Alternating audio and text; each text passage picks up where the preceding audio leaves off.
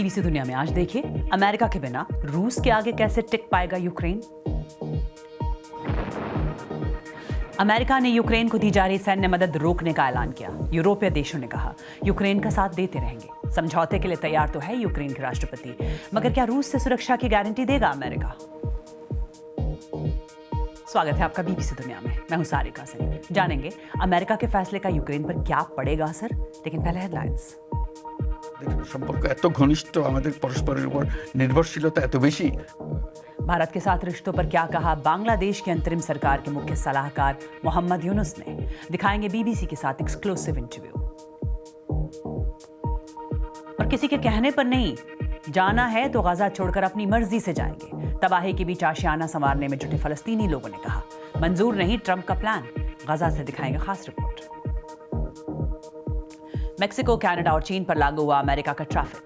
Donald Trump के इस फैसले से नाराज हुए ये देश, बदले में की कार्रवाई। क्या इस ट्रेड वॉर से अमेरिका के कारोबारियों को भी होगा नुकसान?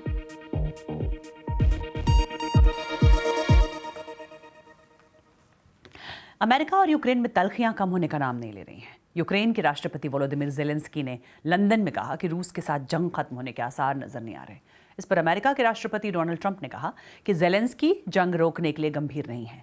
फिर उन्होंने यूक्रेन को दी जा रही सारी सैन्य सहायता रोक दी। व्हाइट हाउस के एक अधिकारी ने कहा कि राष्ट्रपति का फोकस शांति स्थापित करना है और हम चाहते हैं कि हमारे पार्टनर भी इसे लेकर गंभीर हों। और अमेरिका ने मदद तो रोक दी है, लेकिन उपराष्ट्रपति जेडी वांस ने फॉक्स न्यूज से बातचीत करते हुए कहा कि यूक्रेन के साथ बातचीत के दरवाजे अब भी खुले हैं। देखिए बीबीसी संवाददाता डेविड विलिस की report. Have you said thank you once this entire meeting? No, in this entire meeting have you said thank you? बीते हफ्ते यूक्रेन और कभी उसके सबसे करीबी सहयोगी रहे अमेरिका के रिश्ते बिखरते और बिगड़ते नजर आए। व्हाइट हाउस के ओवल ऑफिस में ज़ेलेंस्की और जेडी वांस में हो रही बातचीत तीखी बहस में तब्दील हो गई और ज़ेलेंस्की को जाने के लिए कह दिया गया। यूक्रेन पर दबाव बनाने की एक और कोशिश में व्हाइट हाउस ने बीती रात घोषणा की कि वो यूक्रेन को दी जा रही सैन्य मदद को रोकने और उसकी समीक्षा करने जा रहा है। ये ऐसा कदम है जिससे यूक्रेनी सेना की ताकत को बड़ा धक्का लग सकता है। लेकिन फॉक्स न्यूज से बात करते हुए जेडी वांस ने कहा है कि अगर ज़ेलेंस्की शांति समझौते से जुड़ी बातचीत को लेकर गंभीर होंगे तो ट्रंप प्रशासन उनसे बातचीत के लिए तैयार है।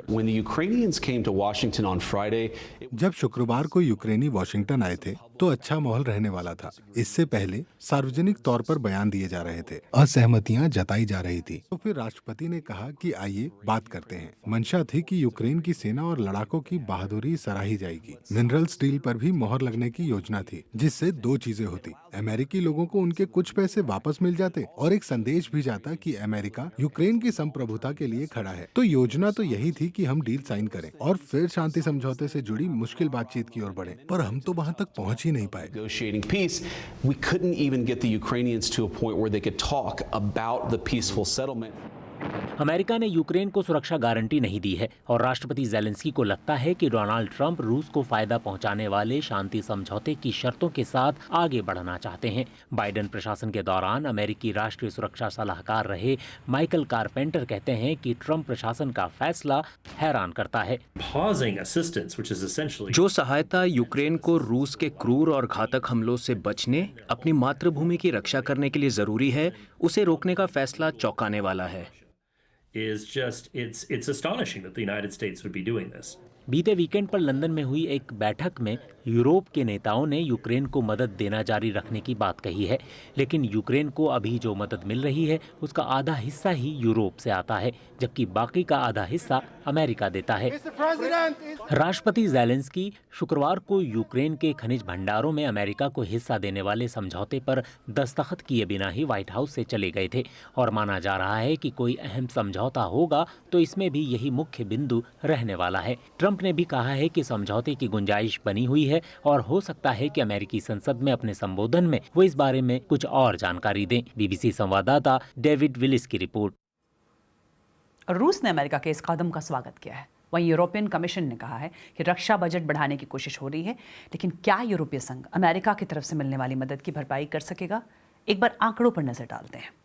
साल 2022 से 24 के दौरान यूक्रेन को मिलने वाली सैन्य मदद का 49% हिस्सा अकेले अमेरिका मुहैया कराता था। वहीं बाकी देशों की कुल मदद 51% के आसपास थी। अमेरिका ने यूक्रेन को महत्वपूर्ण हथियार दिए, जिनमें दर्जनों हिमार्स रॉकेट और लंबी दूरी वाले अटैकम्स मिसाइलें शामिल हैं। अमेरिका ने यूक्रेन को 45 लाख से भी ज्यादा तोप के गोले भी भेजे हैं। और अब अमेरिका के नए फैसले से यूक्रेन में भविष्य को लेकर फिक्र बढ़ गई है। इस पर ज्यादा जानकारी दे रहे हैं बीबीसी संवाददाता जेम्स वाटरहाउस।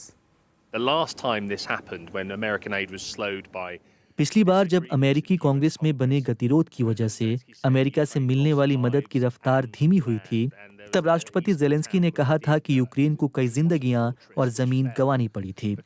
पूर्वी शहर अवदीवका, जहां कभी यूक्रेनी सेना मजबूती से लड़ रही थी, वहां सैन्य उपकरणों की कमी के कारण रूस को बढ़त मिल गई।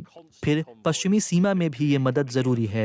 ये उन सैनिकों के लिए एक ढाल की तरह है जो रूस की तरफ से लगातार किए जा रहे हमलों से निपटते हुए थक चुके हैं। exhausted troops to keep fighting this full-scale invasion that Russia exerts. और बात भारत के पड़ोसी देश बांग्लादेश की। बीते साल हुए छात्रों के प्रदर्शनों के बाद जब शेख हसीना को प्रधानमंत्री पद छोड़ना पड़ा था, तब नोबेल पुरस्कार विजेता मोहम्मद यूनुस ने अंतरिम सरकार के मुख्य सलाहकार के तौर पर देश की कमान अपने हाथ में ली। उनके कार्यकाल को करीब 7 महीने हो चुके हैं। बीबीसी बांग्ला के संपादक मीर सब्बीर ने उनका इंटरव्यू लिया और देश में कानून व्यवस्था की हालत और साथ ही भारत के साथ रिश्तों और शेख हसीना की पार्टी आवामी लीग के भविष्य पर भी सवाल किए। देखिए ये एक्सक्लूसिव इंटरव्यू। প্রধান উপদেষ্টা, আপনাকে অনেক ধন্যবাদ বিবিসি বাংলার সাথে সাক্ষাৎকারে যোগ দেওয়ার জন্য। আপনাকেও ধন্যবাদ। आप कह रहे थे कि मुख्य सलाहकार के तौर पर कार्यभार संभालते वक्त हालात एकदम अलग थे। বহুল পরিবর্তন। এটা আমি বলবো যে ধ্বংসাবশেষ থেকে এসেছিলাম, এখন काफी ज्यादा बदलाव आया है। मैं कहूंगा कि एक नई तस्वीर सामने आई है। अब ये साफ हो गया है कि हमने अर्थव्यवस्था को आसान बना दिया है। हमने देश विदेश का भरोसा जीता है। ये तो साफ है कि हमने पूरी दुनिया का भरोसा कायम करने में कामयाबी हासिल की है। कोई ये सवाल नहीं उठा सकता कि हमने फला देश का भरोसा नहीं जीता। किसी भी देश का नाम ले, हमने सबका भरोसा जीता है। उन देशों का कहना है कि हम अतीत में जो नहीं कर सके उससे ज्यादा काम अब करेंगे। इसकी वजह यह है कि सरकार बेहतर तरीके से चल रही है। तो ये एक बड़ा सबूत है। आप तमाम देशों की सूची उठाकर देख लें, हर देश आगे आकर हमारा समर्थन कर रहा है। वो कह रहे हैं कि हम बांग्लादेश को हर जरूरी मदद देंगे। অবিশ্বাস্য রকমের সহায়তা দিয়ে। মানে গত 6 মাসে ডাকাতির সংখ্যা 50% बीते 6 महीने के दौरान डकैती की घटनाएं 50% तक बढ़ी हैं। ये पुलिस का आंकड़ा है, लेकिन ऐसी घटनाएं हम अपनी आंखों के सामने घटते देख रहे हैं। इन पर अंकुश लगाने में क्या दिक्कत हो रही है? समस्या আপনিও জানেন, আমিও हम कोशिश कर रहे हैं। समस्या क्या है आप भी जानते हैं और मैं भी। शुरुआती दौर में समस्या ये थी कि हम जिस पुलिस से काम ले रहे थे उसके जवान डर के मारे जमीन पर नहीं उतर रहे थे। उन्होंने 2 दिन पहले ही इन पर गोलियां चलाई थीं, इसलिए वो लोगों को देखकर डर जाते थे। पुलिस बल को दुरुस्त करने में हमें कई महीने लग गए। গণ অভ্যুত্থানের পর जन आंदोलन के बाद भारत के साथ बांग्लादेश के संबंधों में गिरावट आई है। दोनों देशों के संबंध अब कैसे हैं? খুবই ভালো। আমাদের সম্পর্কের কোনো অবনতি হয় নাই। আমি যেভাবে ব্যাখ্যা করে এসেছি আমাদের সম্পর্ক बहुत बढ़िया। हमारे संबंधों में कोई गिरावट नहीं आई है। हमारे संबंध हमेशा बढ़िया रहेंगे और बढ़िया हैं, भविष्य में भी बढ़िया रहेंगे। बांग्लादेश और भारत के आपसी संबंध बढ़िया ही होने होंगे। हमारे संबंध बेहद करीबी हैं, एक दूसरे पर काफी ज्यादा निर्भरता है। ऐतिहासिक, राजनीतिक और आर्थिक रूप से हमारे संबंध इतने नजदीकी हैं कि हम उनसे भटक नहीं सकते, लेकिन बीच में कुछ टकराव पैदा हुआ है। दरअसल कुप्रचार के कारण ऐसी स्थिति पैदा हुई है। ये कुप्रचार किसने किया इसका फैसला दूसरे लोग करेंगे, लेकिन इसकी वजह से हमारे बीच एक गलतफहमी पैदा हो गई है। उस गलतफहमी से उबरने का हम प्रयास कर रहे हैं। ফলে আমাদের সঙ্গে একটা ভুল বোঝাবুঝি হয়ে গেছে।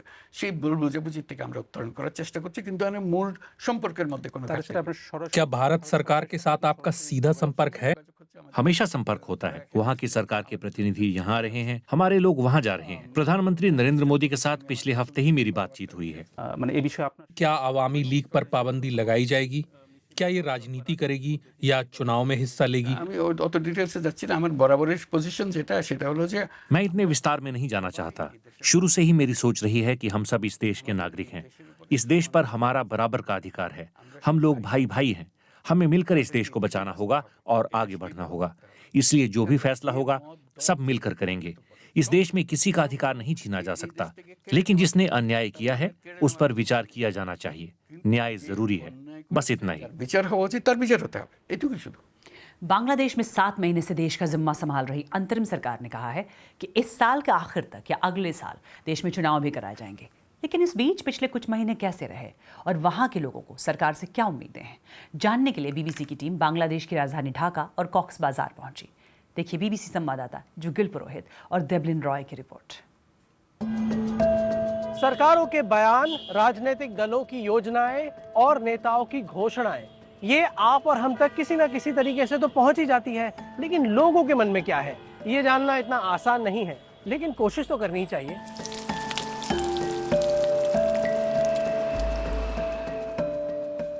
और खास तौर से यहाँ बांग्लादेश में, याद है ना 7 महीने पहले यहाँ के छात्रों द्वारा हुए विरोध प्रदर्शन के बाद पूर्व प्रधानमंत्री शेख हसीना को देश छोड़ना पड़ा था।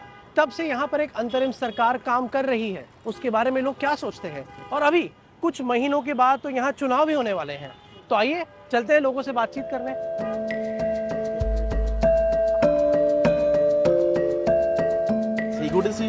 मैं कहूंगा कि अगस्त के महीने से मेरे लिए तो व्यवसाय अच्छा चल रहा है। सेब और खजूर महंगे हो गए हैं, लेकिन बाकी चीजों की कीमत ठीक है, इसलिए ग्राहक उन दोनों चीजों को नहीं खरीद रहे हैं। मैं सरकार से सब्जियों और फलों का आयात शुल्क कम करने का आग्रह करना चाहूंगा। अभी ये बहुत अधिक है और बहुत सारे गरीब लोगों को प्रभावित करता है।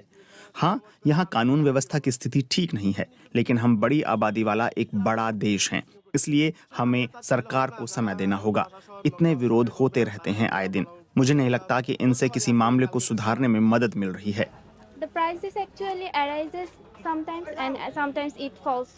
सब्जियों और अनाज की कीमत कभी बढ़ती है, कभी गिरती है, और जब गिरावट आती है तब किसान प्रभावित होते हैं।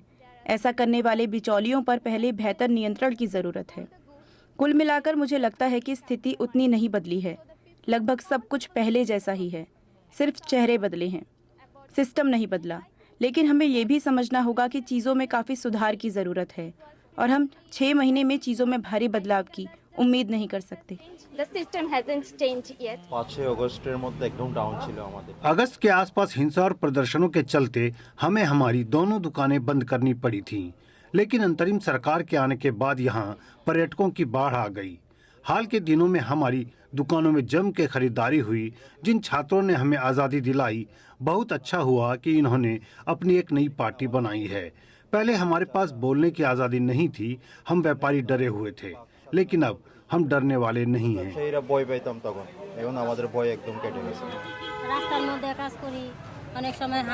जब से यहाँ सत्ता परिवर्तन हुआ है, तब से मेरे काम पर तो असर पड़ा है। लोग मेरी दुकान पर खाने पीने के लिए कम आ रहे हैं। हमारे जैसे लोगों के लिए गुजारा कर पाना और मुश्किल हुआ है।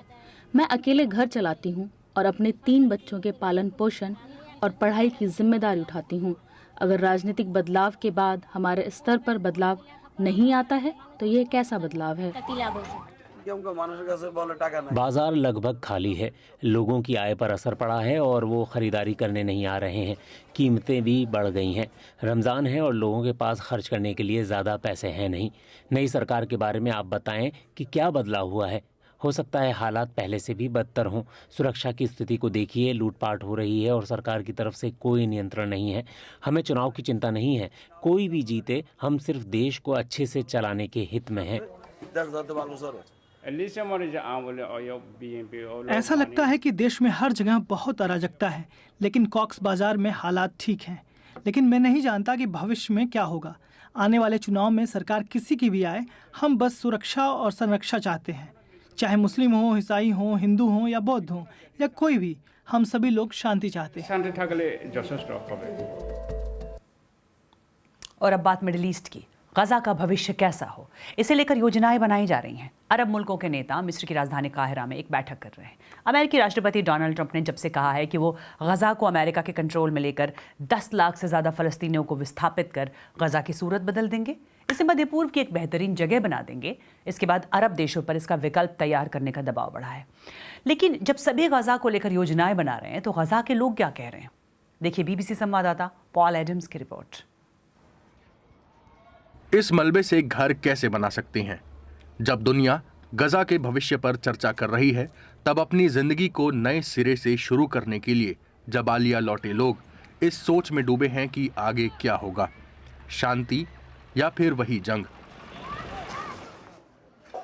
नबील एक ऐसे मकान में लौटे हैं जो बर्बादी के मंजर के बीच अब भी किसी तरह बचा हुआ है। यहाँ हम तबाही देख सकते हैं। वो चाहते हैं कि हम इसे दोबारा न बनाएं और यहाँ से चले जाएं। हम इसे ऐसे छोड़कर कैसे जा सकते हैं? हमें अपने बच्चों के लिए इसे दोबारा बनाना होगा। यहाँ सुविधाएं कम हैं, पर इरादे पक्के हैं। ऊपर वाले की मर्जी रही तो हम इसे दोबारा बनाएंगे। जंग में जबालिया के ज्यादातर लोग तितर बितर हो गए, लेकिन कुछ लोग यहीं रुके रहे। पर संघर्ष विराम के 6 हफ्तों से ज्यादा वक्त के बाद यहाँ की सड़कों पर अब थोड़ी हलचल दिखने लगी है।